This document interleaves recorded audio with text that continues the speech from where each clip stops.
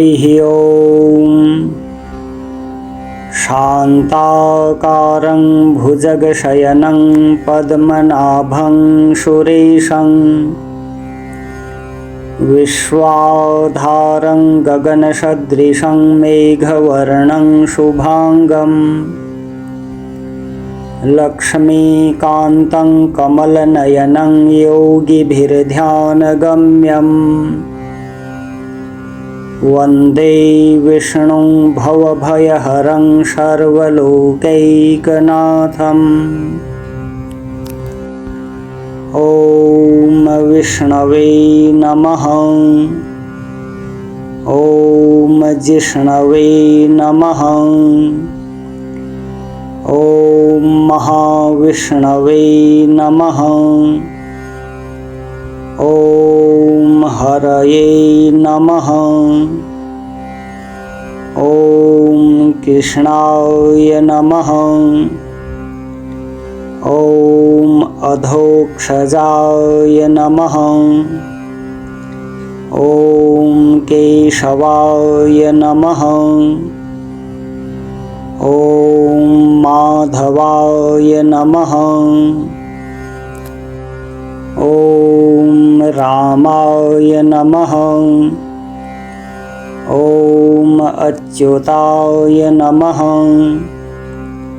ॐ पुरुषोत्तमाय नमः। ॐ गोविन्दाय नमः। ॐ वामनाय नमः। ॐ श्रीशाय नमः। ॐ श्रीकान्ताय नमः। ॐ विश्वसाक्षिणे नमः। ॐ नारायणाय नमः। ॐ मधुरिपवे नमः। ॐ अनिरुद्धाय नमः।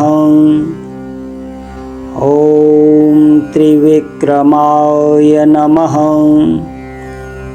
ॐ वासुदेवाय नमः। ॐ जगदयोनये नमः। ॐ अनन्ताय नमः। ॐ शेषशायिने नमः। ॐ शङ्कर्षणाय नमः। ॐ प्रद्युम्नाय नमः। ॐ दैत्यारये नमः। ॐ विश्वतोमुखाय नमः।